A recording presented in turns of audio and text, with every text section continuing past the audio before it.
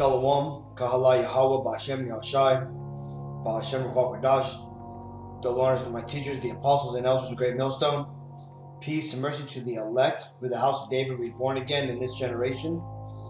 And Shalom to the 130 Yasharallah, who today were referred to as the Negroes, Latinos, and Native Americans, who before losing our true heritage, we were known as, and still are, the true Hebrew Israelites of the Holy Bible. In today's lesson, I'm going to cover the masses around the world uprising against the coming New World Order and Esau's grand plan to take over the world. But before I get into that, let's go ahead and read this. This is 2 Ezra 9:3. Therefore, when there shall be seen earthquakes and uproars of the people in the world, then shalt thou well understand that the Most High spake of those things from the days that were before thee, even from the beginning. For like as all that is made in the world hath a beginning and an end, and the end is manifest, even so the times also of the highest have plain beginnings in wonder and powerful works, and endings in effects and signs. So you see, we are currently living and witnessing these effects and signs, right? And what are these effects? Well, the effects right now is that the people are rising up against their rulers, against their nobles, and against their kings. They're no longer listening to the people who have placed themselves in charge of the world. Okay, and the thing is that this is a subdued uprising so far, right? We've only seen the very beginning of it, right? And we've also barely seen the results of what Esau, right? And when I say Esau, I'm talking about the so-called Caucasian race is going to do in regards to quelling this uprising, right? And when I'm talking about, Esau, I'm talking about the elites of the Caucasian races, right? The 1%ers, the ones who are currently pushing for this agenda to go through, right? Right now, you're starting to see real resistance from the world, to push against these mandates and all these agendas being pushed around the world, right? Let's go ahead and read this article. We'll just go get a couple parts of it, right? But this is from Zero Hedge. It says, "We'll never give up. Protests erupt across world over government C-19 tyranny." It says, AP News calls them far right, but tens of thousands of freedom-loving people marched against new tyrannical public health measures such as partial and full lockdowns and health passports and mandatory jabs across Europe, right? And we've already seen how they're doing these full locks on people, man. And again, this is only the beginning, because you're going to start seeing these full measures spread around the world, right? Because you see, all the nations of the world who are complicit in Esau's agenda, they've all agreed to do what they're doing, right? And some are taking the initiative and going ahead of other nations. And this is due to the way their laws are set up, the way their government has fallen as far as power structure wise and everything. And because of that, you're going to see some nations who are going to be able to push this agenda more aggressively, like Australia, where they recently have taken the guns away from the people, and they have a more authoritarian police force over there, right?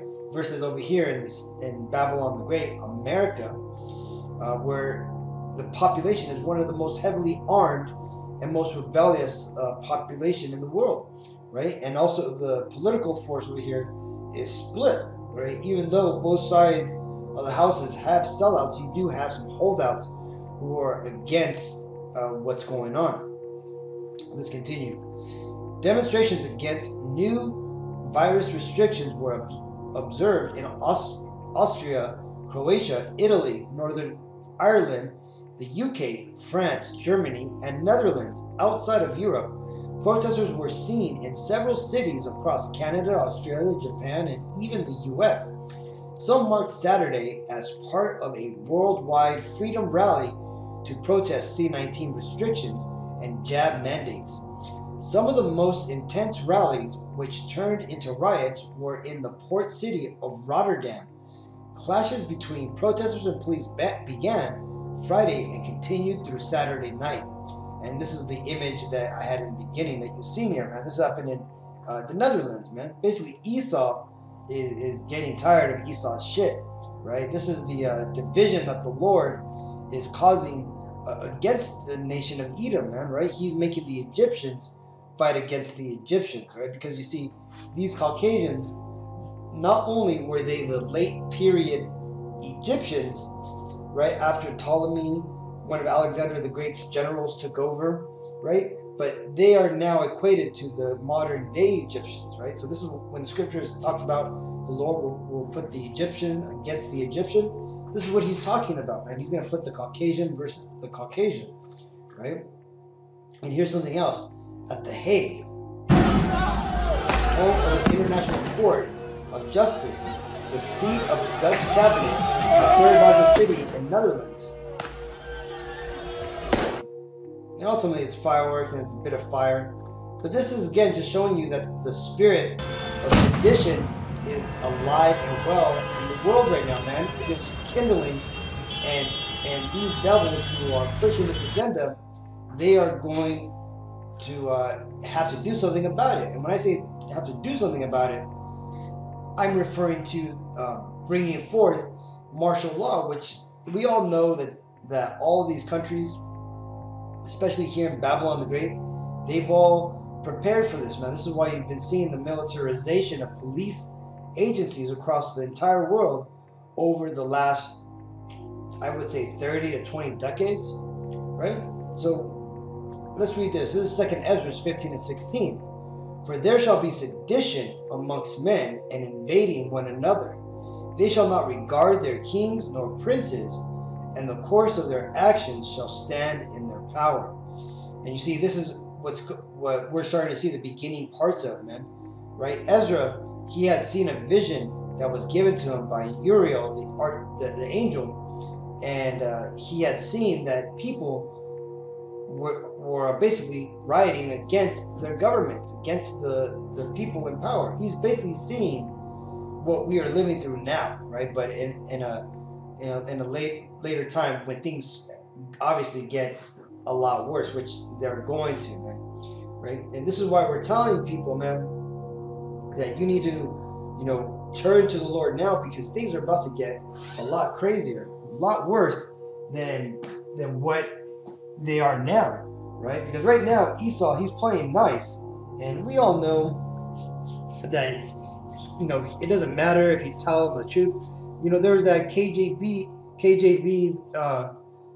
Russian intelligence officer. We'll make a video on him soon, where he basically broke down exactly what's going on right now to the Western powers, how they're basically being demoralized and they're being taken down from the inside out, right? By social warfare, things of that nature, right? And you see, all this right here is going to ultimately lead to the destruction of Babylon the Great, right? And ultimately the physical destruction, which is going to come when the Lord, puts it on the spirit for these devils to start World War III, which will end in a nuclear holocaust, okay? In the Armageddon that the Bible speaks of. Now, like I said, all this is all going to start with the beginning of sedition of people just no longer listening to the powers that be, because they're going to start seeing what we're all seeing now, man, that these guys are all bought and paid for, and they're crooked, okay? Let's see. Now, this is another article I want to read. It's entitled "A Letter to a Tyrant," right? And this is authored by Margaret Ann Alice via Through the Looking Glass Substack. So this is basically like a public disclosure from this woman, right? And fairly famous author, I believe. And but I just want you to listen to this, because I want you to get the sentiments of what is in the minds of people, right? So it says here, letter to a tyrant. I won't bother to reason with you or appeal to your compassion, because you have none. You are a foul-fetid, festering, fiendish, fear-fomenting, ficker devoid of soul, purpose, and meaning. No matter how many lives you massacre, hearts you shred, minds you menticide, the puppet strings you try to throttle us with, you will forever remain a hollow husk of a simulated human. You see that? It's because people understand that the people put in power, they're puppets, right? And they understand that the people in power right now, the 1%, the kings of Edom, they understand that these are just simple, human beings, man. They're not gods, and gods that they make themselves out to be, man. They're simply just men, right? And this is ultimately the revealing of the Edomite nation, man, right? When it tells you it says the nation shall look down upon thee and say, have thee become as weak as we? And also with the other scripture that says, they shall look and say, is this the man that did cause kingdoms to tremble, right? Because you see, what's happening is that people, they're losing the spell of mysticism, of power and dominance that Esau had over the nation. See, the Lord is removing that from him, and that's why you're seeing letters like what I'm reading right now. So let's continue. I know you envy us, our feelings. You seethe with rage, jealousy, loathing, terror, disgust, and every other malvoyant emotion. But you are incapable of comprehending love, joy, friendship, warmth, and abiding peace. Right? And that's biblical, because you see, these devils, when it says a great sword was given to them, or when it talks about the red horse in I believe it's Zechariah's vision, right? Is it Zechariah? Let's take a look at the timeline. In the Bible, a prophet has a vision of the 4 horsemen, which Salaki, it's here somewhere.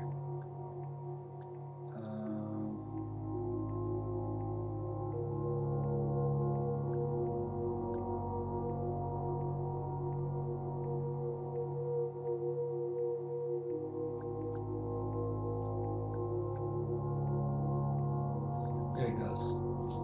Yeah, Zechariah. He had a vision of the 4 horsemen, right? And the horsemen of the red horsemen, right? Basically, that's Esau, man, right? And that red horse, like it tells you, it says they were given a great sword to take peace away from the earth, right? And that's ultimately why these devils don't know peace, man. That's why America, which is a stronghold of the Edomite Empire, has not known peace more than it's known war, right? I think the majority of the existence of America has been in war, okay?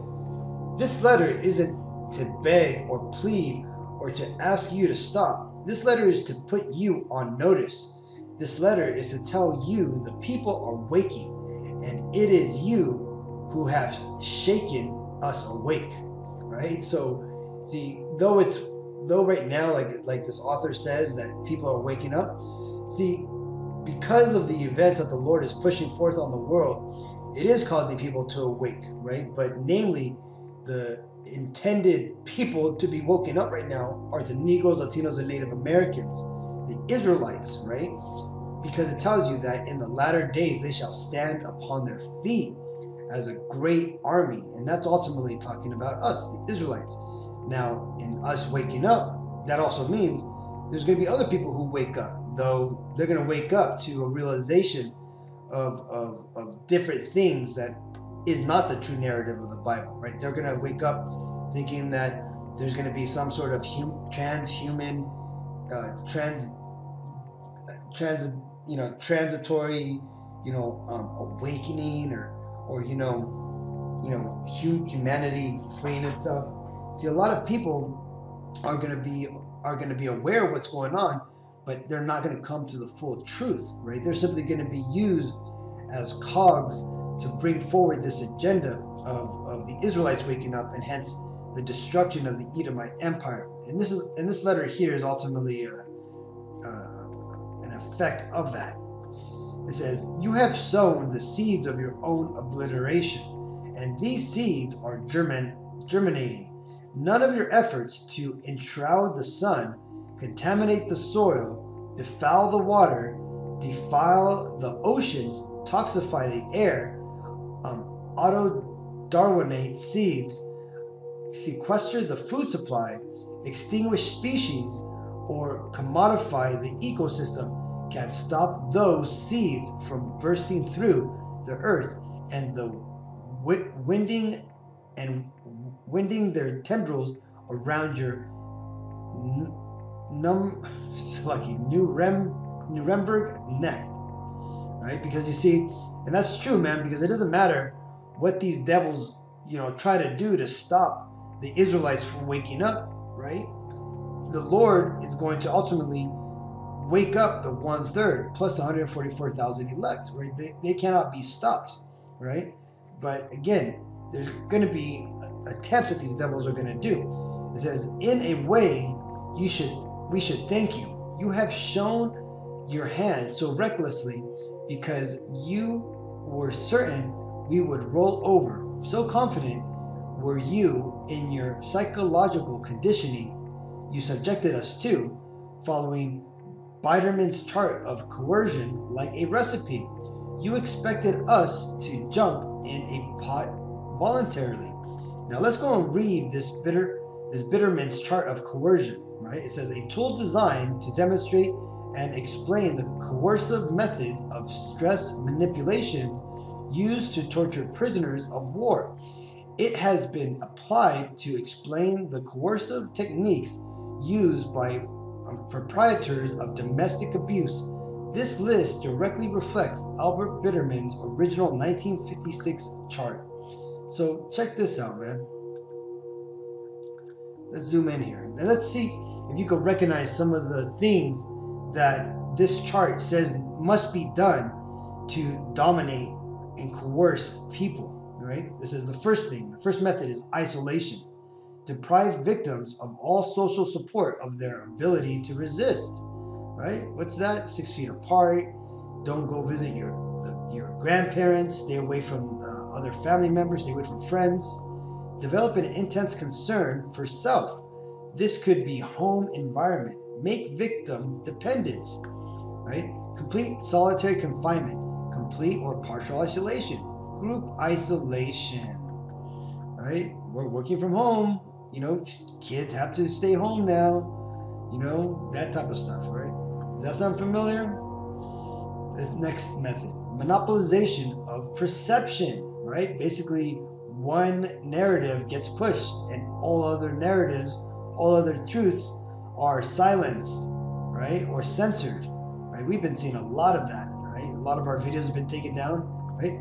Fixes attention upon immediate predicament, eliminates information not in compliance with demands. Let's check that out. Eliminate information not in compliance with demands, right? Why do you think YouTube has recently pushed out removing the dislike button, right? Or the numbers at least, right? Punishes independence and or resistance, right? All the channels that have been taken down from the brothers, right? Look at that, man.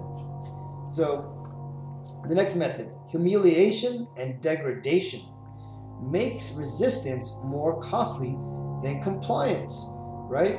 What are they saying? That those people who don't want to take the jab, that they're gonna have to pay for their own test, or their insurance is gonna go higher, right? They're gonna have to pay to get tested. Animal level concerns, right? Look at all the restrictions that are being put on ourselves, man. So let's see. Exhaustion, weakened mental or physical ability to resist, right? And what do you see with this? This is those constant, notices about, putting a mask on, or doing certain things, right? Basically, what's been going on with us, right? Semi-starvation, sleep deprivation, prolonged interrogation. This right here seems about right. Prolonged interrogation, overexertion, right? Right now, people are going through pandemic fatigue, right? People are getting tired of, what is it? It's close to 2-3 years now that we've been doing this whole thing now. Since 2019, we're what? About a month away from 2022, right?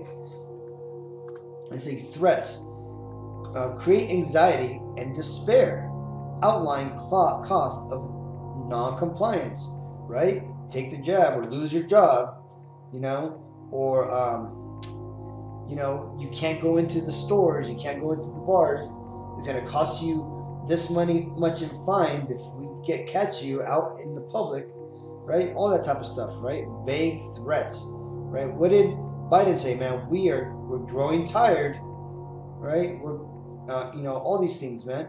We may have to change the definition of fully jabbed, right? All these things, man. Let's see. Occasional indulgences, positive motivation for compliance, hinders adjustments to deprivation. Occasional favors, rewards for partial compliance, promises, right?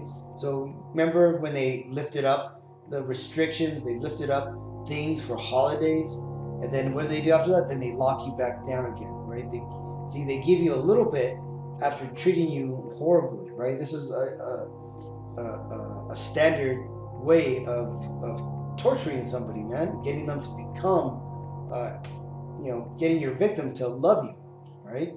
Let's see, demonstrating omnipotence, suggests fertility of resistance, confrontation, showing complete control over victim's face, right? So what's this? Remember the June 6th events, man? How they've been getting basically everybody. They've been fighting everybody, right? Because Esau is out there trying to show his omnipresence, and how what happens to the resistors, they get basically crushed. Look at all the teachers who've been teaching for like 30 plus years. What happens when they resist? They get crushed. All the nurses, the doctors who try to stand up, they bring the truth, doesn't matter, crushed, right? They lose their jobs, right? All because of Esau's omnipotence that he wants to project to the people, man. All that force and how it's vain to try to resist them, right? It's all for naught, right? But see, this is what these devils are just trying to make you believe. It says forcing trivial demands, develop habits of compliance, enforcement of rules, right? You see, so this is ultimately Esau just, basically enforcing his law no matter what, right? Just always basically coming down like a devil, right? And that's ultimately what he's doing here. Let's continue back to the article. It says, you were right, were half right, Sally, but the fence sitters are now witnessing the nuclear fallout from your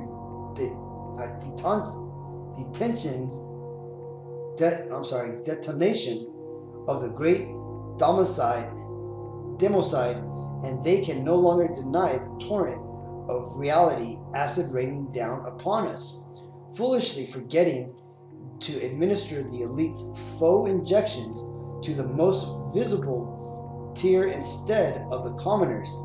Poison death shot was a clumsy fumble that's too obvious to miss.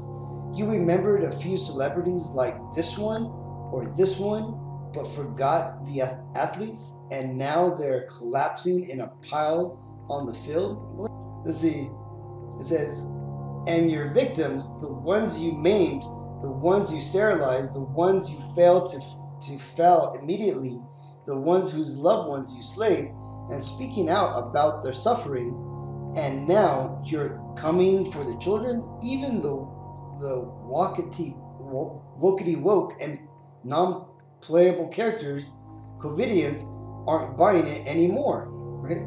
Let's see. He says, will you be jabbing your 5'11"-year-old? Look, out of 173,000 votes, 92% said no. Right? And only 6% said right away.